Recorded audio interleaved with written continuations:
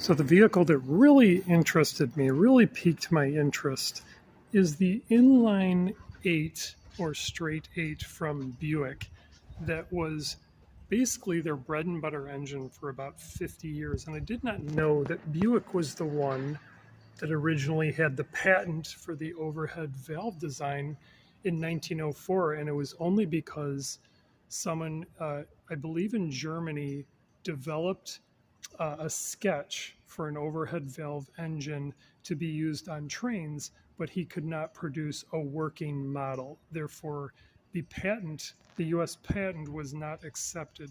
And it was actually a bicycle engineer who developed an overhead valve one cylinder engine that partnered with Buick. And they were the ones who actually developed the first inline 8 engines. And they were as small in the low 3-liter size all the way up to 5.6 liter. Now, this year, 1939, came with a 4.1 liter inline 8 as well as a 5.2. Now, just judging because the size goes pretty much all the way to the front, I'm guessing, and correct me if I'm wrong, this is the 5.2 liter, which produced 169 horsepower.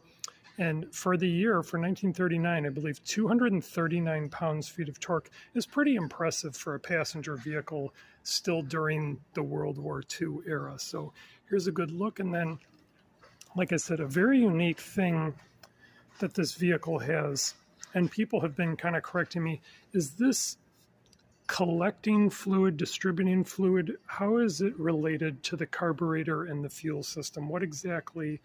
I originally thought it was like sort of a pad that protected the carburetor from getting like hit when the hood was closed, but apparently there is like an actual function. And are these for the horn? These are on both sides, these sort of like megaphone things here. So we'll get a good look. Like I said, this side of the engine is not nearly as interesting as the left side. So let's finish off.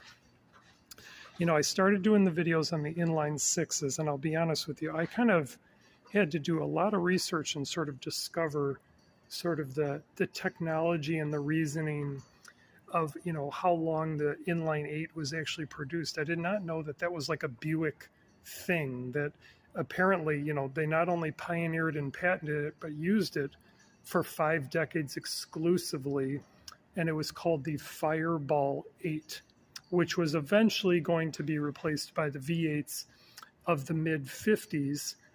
You know, and Cadillac had been using V8s earlier, but the Buick, really the inline 8s are some